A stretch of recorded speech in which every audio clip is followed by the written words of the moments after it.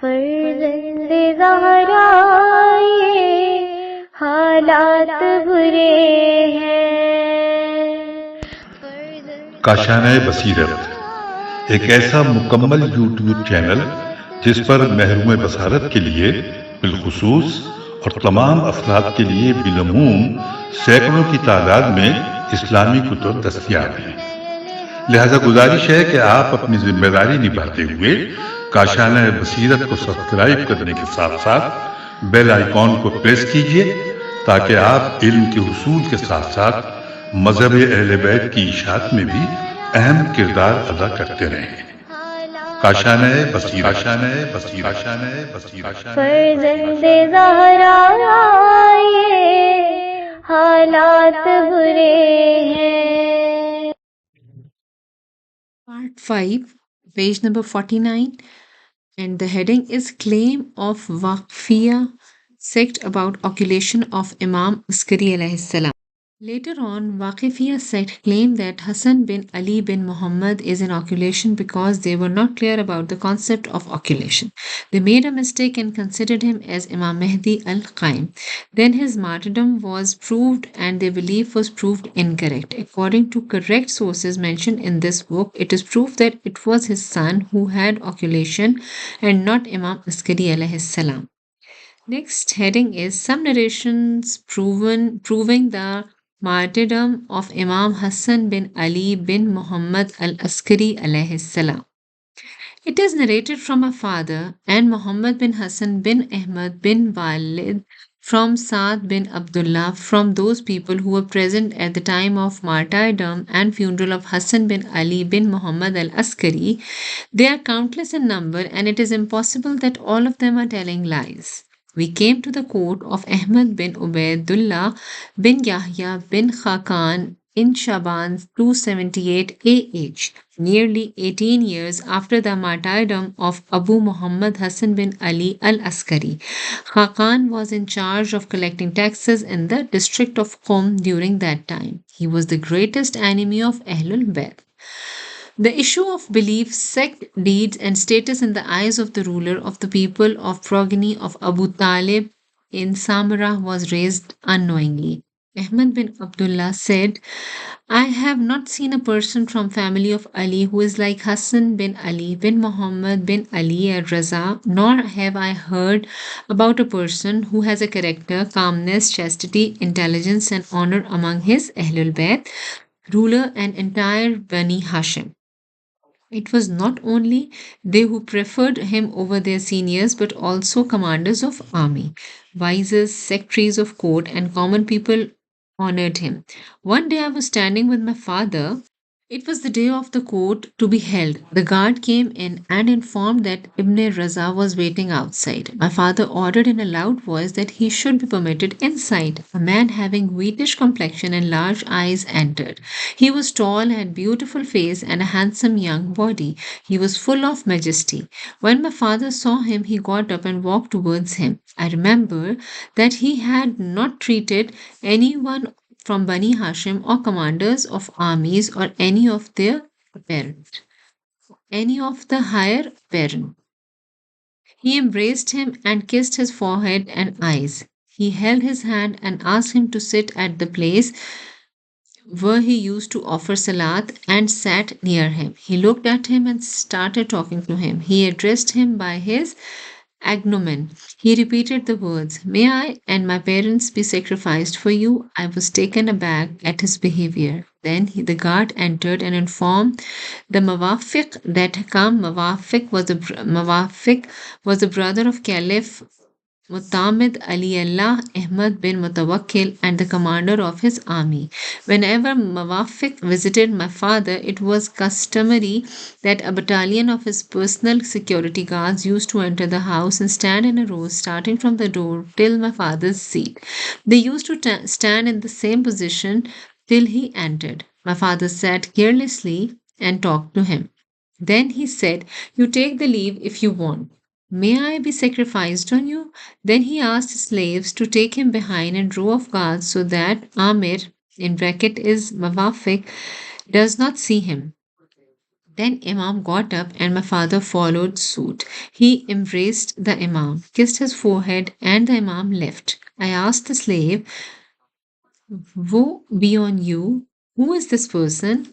They replied, He is a man from the family of Ali called Hassan bin Ali. He is well known by the name Ibn Raza. I was even more surprised then. I felt uneasy the whole day about what I saw. My father used to review the governmental affairs which needed to be sent to the Caliph after Isha prayer. After he did all his work, I came and sat in front of him. He asked, O Ahmed, do you want anything? I said, Yes, O father, please permit me to ask a question. My father said, Oh, my son, you may ask whatever you want. I said, Oh, father, who was that man who came in the morning to meet you and you treated him with extreme honor? You repeatedly said, May I and my parents be sacrificed for you to that person? Father replied, Oh, son, he is the Imam of Rafidis. He is Ibn Raza. He paused for a moment and said, O son, if caliphate is taken away from Abbasides, then no one is more worthy of the caliphate among Bani Hashim than him. He is worthy of caliphate because of his matchless excellence, chastity, honor, piety, abstinence, worship, excellent character, and deeds. If you would have seen his father, you would have found a great, intelligent, chaste, and excellent person in him. Hearing this, my uneasiness and anger on my father increased. I had no option but to ask about him and know his details. I asked the soldiers, writers, judges, jurists, and other people of Bani Hashim as well as of all the other tribes about him. Everybody said that he was honored, supreme, and soft speaking person, and that they preferred his advice over the advice of the senior of their house. Everybody said that he was the Imam of Rafidis and he is a respected personality because I have not found any of his friend or enemy talking anything about him except good, and everyone praised him.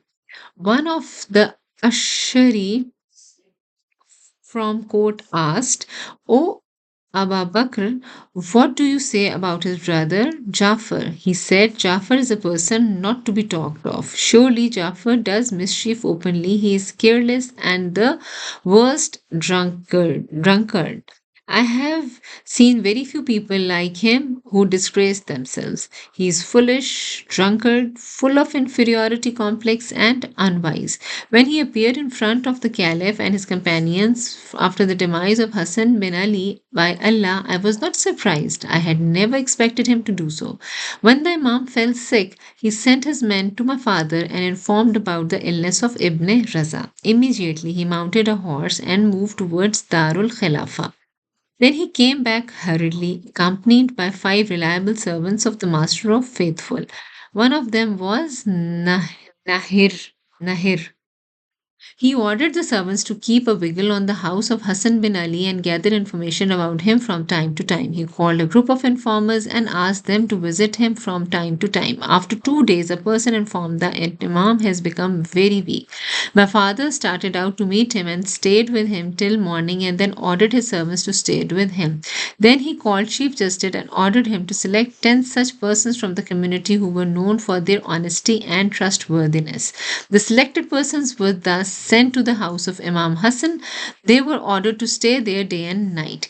They were supposed to stay in this house till his demise. After a few days of the month of Rabi 260 AH passed by, the news spread to entire Samara that Ibn Raza had passed away. The Caliph sent a few persons for inquiry.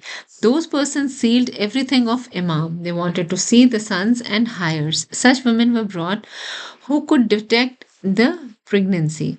They checked all the wives of Imam. Some of them informed that one of the slave girls was pregnant. She was kept inside a room under close observation of a man named Nahrir, his companions, and a few women. Then he made preparations for the rites of Imam. He closed all the markets. My father, people of Bani Hashim, soldiers, secretaries, and other people attended his funeral. It was like a judgment day in Samara. When the rites were completed, the Caliph called Isa bin Mutawakkil and asked him to offer funeral prayer. The coffin was prepared for prayer, and Abu Isa moved near it and removed the clothes of the face of Imam and addressed the people. This is Hassan bin Ali bin Muhammad bin Raza, who died a natural death, and the servants of Amir al-Mu'mineen, and so judges are witness to it. Then he covered his face and stood up to offer the funeral prayer. He recited five takbeers, and the bier was ordered to be lifted. The bier was taken from his house, and the Imam was buried near the grave of his father. When the people dispersed after burying him, the Caliph and his companions began looking for the Imam's son. They raided his house. They halted the distribution of his property among hires, and the slave girl, who supposed to be pregnant, was watched for about 2 years by the same people. Then his property was divided amongst the mother of Imam and his brother Jafar. His mother claimed that she had the will of Imam regarding distribution of wealth and proved it in front of the Chief Justice. The Caliph was constantly in searching of his son during this time. Jafar came to my father after distribution of wealth and said, "Give me the rank of my father and my brother. I shall pay 20,000 dinar every year." My father scolded him and said, "Get lost, you king of foolishness. If your people considered you Imam, there is no need for any ruler to declare you as such. However, if you don't have such a rank among them, then we cannot give it to you. You are a degraded and a lowly person." Then his entry into the court was banned by my father. After my father's death, we left that place. The condition remained the same, and the Caliph was in search of Hassan till even today. Is something superior to death? How is it possible to deny a fact seen with one's eyes? The king didn't stop looking for his son because he had heard that a son was already born a few years before the martyrdom of his father, and Imam had presented his son to his companions and said, "He will be your Imam after me. He will be my successor. Follow him after me and do not get divided. If you get divided in the matter of religion, you will be destroyed. You will not see him from now on." Then Imam made his son disappear, and he did not appear again. Hence, the king was continuously on a lookout for him. It is narrated that occultation is for one whose birth is secret and who disappeared from the sight of people, so that when he reappears, there would be no one who has allegiance from him. He is the very person whose property has distributed among his heirs even though he was alive. I have narrated this tradition in his book along with its chain of narrator in an appropriate place. The reason behind narrating the tradition was to prove that Imam Hassan bin Ali alayhi salam was already martyred. Therefore, all the claims of occultation of Muhammad bin Hanifa, Imam Jafar bin Muhammad al-Sadiq, Imam Musa bin Jafar, and Imam Hassan bin al-Askari alayhi salam are incorrect. When they were martyred, it was known that occultation is one for one about whom the Holy Prophet and the 11 Imams have predicted to be Hujjat. Proof: the son of Imam Hassan bin Ali bin Muhammad al-Askari alayhi salam. I have narrated the tradition in this matter along with the chain of narrators in the chapter discussing the predictions about Imam. The people questioning us about the Qaim fall under two categories, namely those who follow our 11 Imams and those who do not. If a person believes in 11 Imams, then it is necessary for him to have faith in the 12th Imam as well, because the statement of his father who was an Imam, are present among the Imamat of his son along with his name and lineage. All his Shias believe that he is Imam and Qaim, and he shall reappear after a long occultation and fill the earth with justice as it would have been filled with injustice. If the questioner is not a believer in 11 Imams, then it is not necessary for us to reply him. Instead, we will have to prove to him the Imamat of 11 Imams before Imam Qaim. It is like a Jew asking us, "Why do you offer 4 rakah for Zuhr, Asr, and Isha prayer, and 2 rakah for Fajr prayer, and 3 rakah for Maghrib prayer?" It would not be necessary for us to reply him. It is necessary that we tell him, "You deny and prophet who brought orders of these prayers." Let us make the matter of prophethood clear first. Salat should would not be clear to you unless you accept prophethood. Otherwise, it is not necessary for you to ask. If prophethood is proved, you will automatically consider Salat as an obligation along with the specified number of rakahs, because the authenticity of the people who brought those orders is proved and his ummah agrees with it, whether you know the reason behind it or not. The same is the case with a disbeliever who asks about the Qaim. Next heading is reply to an objection. Sometimes an objection is raised in the interest of an ignorant community or by unlearned person. Why is occultation only for your imam and did not for his ancestors who are also considered as imams by you? We see that Shias of the progeny of Muhammad are facing much easier circumstances as compared to those during the time of Bani Umayyah. During that time, Shias were forced to shun the master of faithful, Ali ibn Abi Talib. They had to suffer heinous atrocities like killing and threats, etc. Shias are safe today and continuously increasing in number. They are becoming famous because of the love of rulers for them. I would reply this question with the help of Allah. Surely ignorance is not away from careless, liars, and doubters. We have already discussed that the state of the proof of Allah, either apparent or hidden, is based upon divine wisdom. It is according to the faith and understanding of believers. If this is the case, then we can say that if the circumstances were stern during the times of previous Imams, then the Imams used to inform their near ones among their followers. Slowly, it became known to his enemies that the 12th among the Imams is the bearer of sword. He will not reappear till he is called out by his full name from the heaven. Now the people were eager to publish that they had heard and spread it everywhere. This was all known to the Shias and enemies of the progeny of Muhammad. They were aware of the true status of our Imams, their knowledge and excellence, and kept away from hurting them because the divine wisdom demanded that they remain apparent so that a person can choose right or wrong depending on his birth.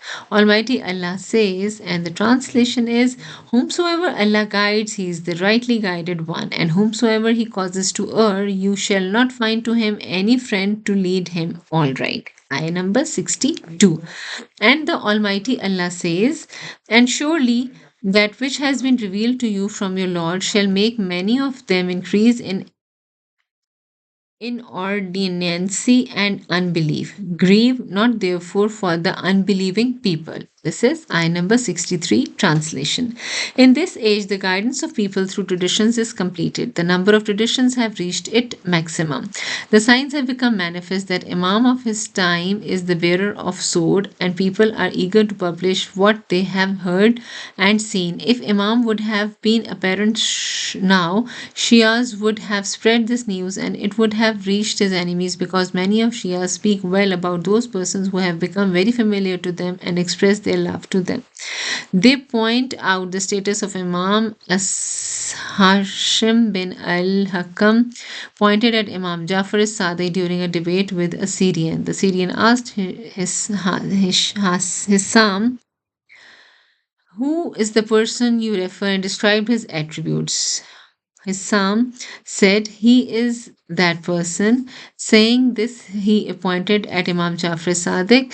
If this would have been the case, people would have known well the name, lineage, and location of Imam. Then his enemies would not have given them a single chance. Pharaoh used to kill the children of Bani Israel because he had no from the people that Musa is one of them and is going to destroy him. Similarly, Nimrud killed the people of his Nimrud killed the children of his people in order to avoid the birth of Prophet Ibrahim, who was believed to come and put an end to the reign of Namrud and his men. The condition was same during the reign of Caliph who was in search of the son of Imam Hassan bin Ali Askari alayhi salam. He kept a close watch of the house of Imam and his wives so that they come to know of any newborn immediately. If they did not have intentions like the rulers during the time of Prophet Ibrahim and Musa, then they would not have done so. Imam Hassan Askari alayhi salam had left behind his family and a son.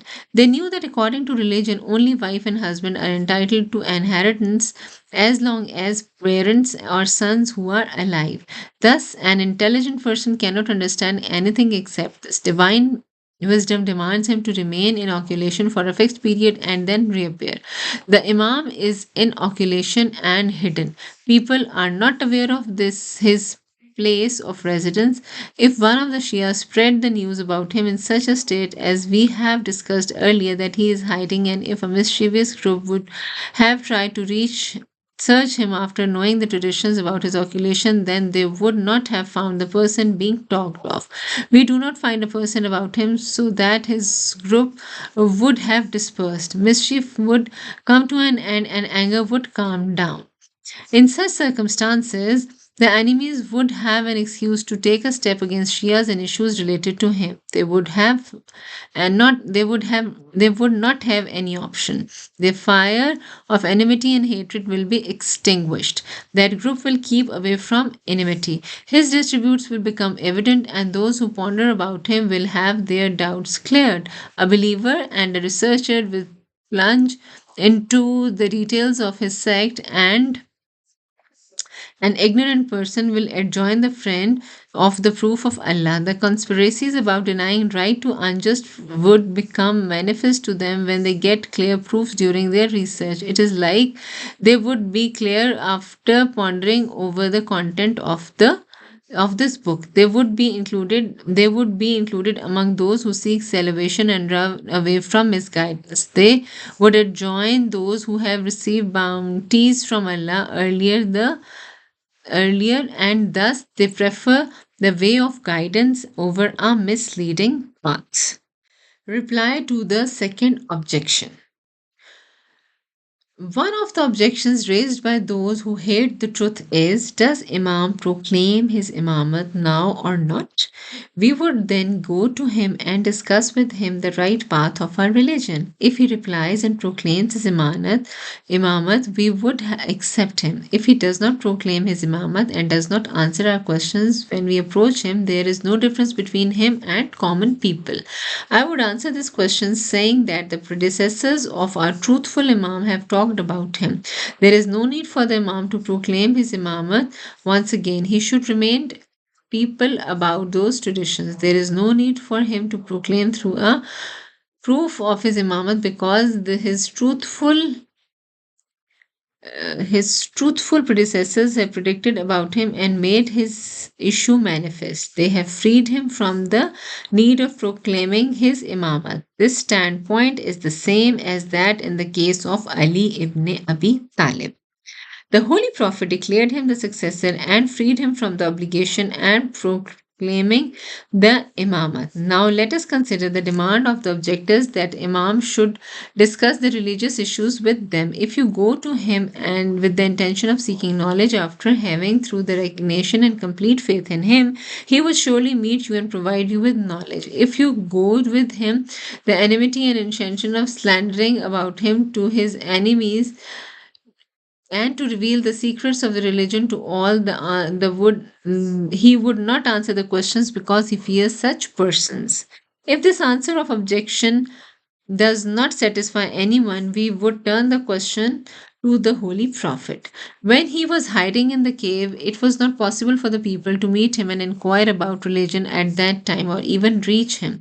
It was possible for people to reach him. It would be improper that the Holy Prophet hid himself in the cave. If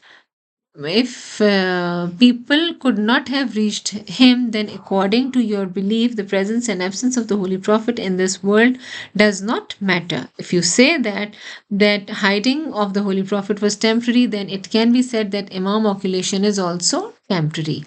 If you say that the Holy Prophet came out later and proclaimed his imamat, then we can say that it does not make any difference. Wasn't he a prophet before coming out? He was hiding in the cave, and at the same time, his prophethood was perfectly. Similarly, we can say that he is an imam even though he has hidden his imamah from those who he fears. What can we say about some of the most truthful companions of the Prophet Muhammad? Whenever the polytheists were in search of the Holy Prophet and if they inquired about him, the companions used to say that they were completely unaware of where Muhammad was residing. Were those companion liars? If you say that they were liars, you are out of the religion of Islam because you have declared the Prophet a liar. You may say that the case was different and they had transformed the statement to return truth in them and convey a wrong message, and hence they are not liars and worthy being appreciated because they defend the people from getting martyred. Similarly, if the Imam says that he is not an Imam and does not answer the question of his enemies, his imamat is not invalid because he fears for his life. If his imamat is proved invalid because he does not clear it and clear if he does not declare it in the presence of his friends out of fear, then the answer of the companions of the Holy Prophet would be a lie. If such answer did not affect the truthfulness of the companions, the hiding of imamat by imam would not affect him in any way. There is no difference between these two things. If a Muslim is arrested by infidels who kill any Muslim, they find and they ask him about his religion. If he denies being a Muslim in front of them, this sect would not take him out of the pale of Islam. Similarly, if the Imam denies his Imamat in front of his friends and those whom he fears, it would not take him out of the boundaries of Imamat. They may object, saying, one Muslim is not appointed to teach people and set the laws. Hence, the orders of two persons will be different.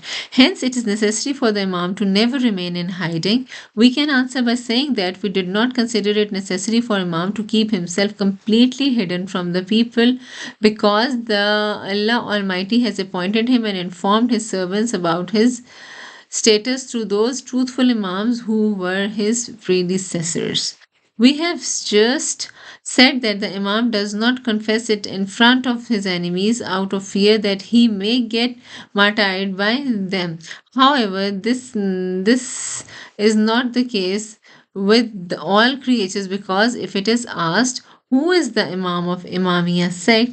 The answer would be so and so. The answer would be so. This is known to the entire Ummah. We talked only about whether he confesses it in front of his enemies or not. Hence, we compared it with the example of the Holy Prophets hiding in the cave.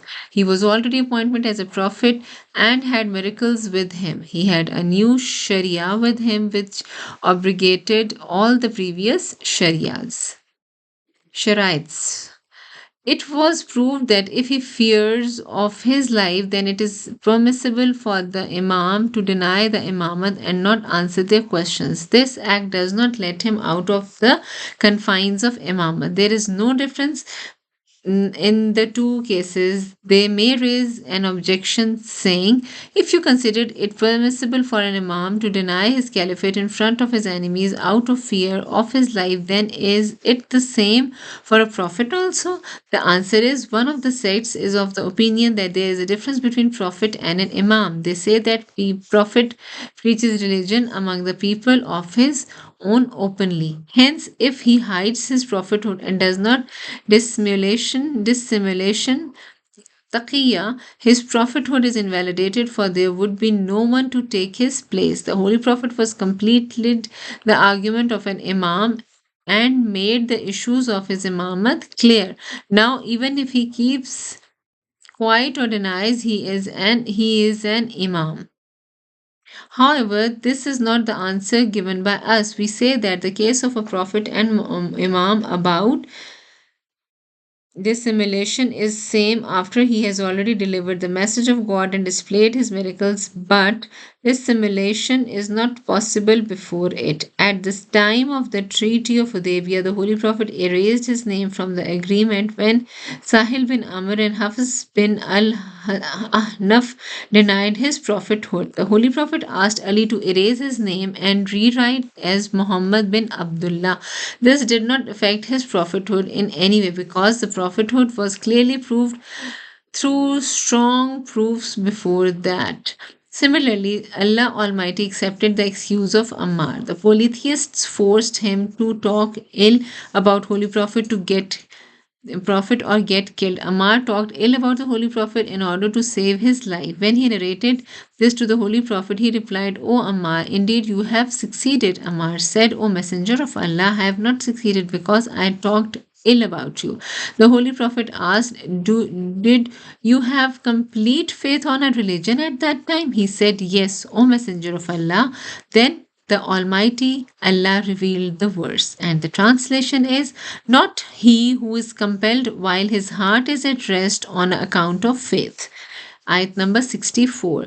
It is against Sharia to permit an act at one place and to prohibit at another. If it is possible for an imam to keep his imamat secret, then it is also permissible for him to keep his personality hidden till the situation demands. If he is permitted to remain in occultation for a day, then it is permissible for him to remain in occultation for a year, 100 years, or more till it is required for him according to divine wisdom, for there is no power except Allah.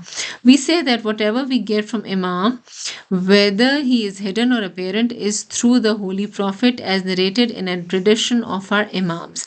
It is narrated from Muhammad bin Musa bin Mutawakkil, from Ali bin Ibrahim, from his father, from Abdus Salam bin Saleh al-Harwi, from Abdul Hassan Ali bin Musa, from his forefather, from Ali, that the Holy Prophet Sallallahu Alaihi Wasallam said, inverted commas, I swear by him who appointed me to deliver the truth, certainly the Qaim from the progeny will remain hidden till the time people start asking, what has Allah got to do with the progeny of Muhammad, while others will doubt his existence. Therefore, whosoever lives in his age should hold on tightly to his religion and not open doors for shaitan because of doubts. Otherwise, shaitan will turn away from the right path and deviate him from the religion as he got your father and mother removed from paradise. Surely the Almighty Allah has made shaitan the leader of those who do not have faith.